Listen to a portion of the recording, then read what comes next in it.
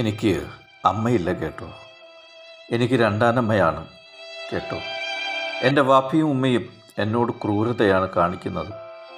എനിക്ക് സുഖമല്ല സാറേ. വിഷം നിന്ന് കൊല്ലുമെന്നാണ് വാപ്പി പറയുന്നത്. എൻ്റെ വാപ്പി കഷ്ടമാണ്. സ്വന്തം പിതാവും രണ്ടാനമ്മയും ചേർന്ന് അടിച്ചു തണർപ്പിച്ച കവളിലൂടെ കണ്ണീരൊഴുക്കി എഴുതിയ കുറിപ്പാണിത്. എത്ര നിഷ്ഠൂരമാണെന്ന് നോക്കൂ.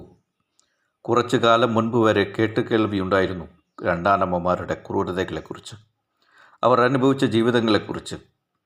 ഇവിടെ പിതാവും രണ്ടാനമ്മയും ചേർന്ന് 4ാം ക്ലാസ്സുകാരി 9 വയസ്സുമായ മകളോട് കാണിച്ച ക്രൂരത ഒരു സമൂഹ ഞെട്ടലോടെ തന്നെയാണ് കേട്ടത്. വിദ്യാലയത്തിലെ പഠനങ്ങളിൽ ഒന്നാണ് സ്വന്തം അനുഭവങ്ങളെ ഡയറിയായിട്ട് എഴുതി കൊണ്ടുവരിക. ആ അനുഭവക്കുറിപ്പാണ് അധ്യാപകർക്ക് കിട്ടിയത്. ജനിച്ച 7ാം ദിവസം മുതൽ മാതാവ് നഷ്ടമായ കുട്ടിക്ക് മാതൃസ്നേഹം എന്താണെന്ന് അറിഞ്ഞുകൂടാ. പെറ്റമ്മയോളം സ്നേഹം കൊടുക്കാൻ കഴിഞ്ഞില്ലെങ്കിലും ഒന്ന് ഉപദ്രവിക്കാതിരുന്നു കൂടെ?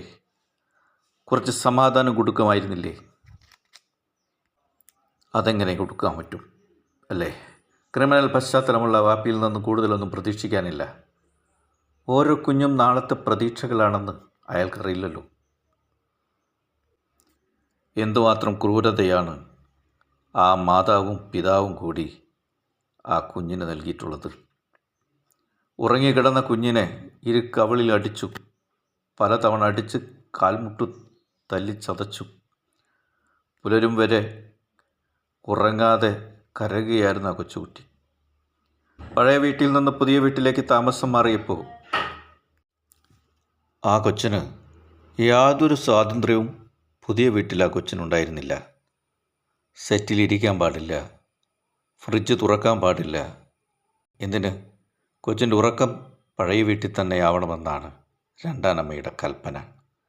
ഈ കാലഘട്ടത്തിലും ഇത്തരത്തിലുള്ള പൂതനമാർ ജീവിച്ചിരിക്കുന്നുണ്ടല്ലോ എന്നോർക്കുമ്പോൾ ഭയം തോന്നുന്നു. ഇവരെ നിയമത്തിന് മുന്നിൽ കൊണ്ടുവരാൻ ഇനിയും അമാന്തിക്കരുത്. പരമാവധി ശിക്ഷ ഇവർക്ക് വാങ്ങിച്ചു കൊടുക്കണം.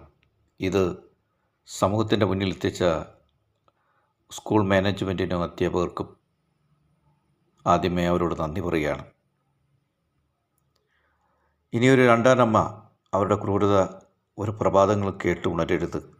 നമ്മുടെ കൊച്ചുങ്ങൾ സ്വതന്ത്രരാവണം. ഒരുപാട് സ്വപ്നങ്ങൾ കണി കണ്ട് ഉണരേണ്ടവരാണവർ. നാളത്തെ ലോകം അവരുടേതാണ്, പ്രതീക്ഷയുടെയാണ്. അവർക്ക് ചിറകും നിറങ്ങളും കൊടുക്കേണ്ടത് നമ്മളാണ്. അവരുടെ ചിരി തന്നെ എത്ര സന്തോഷം, എത്ര ആനന്ദം. നന്ദി.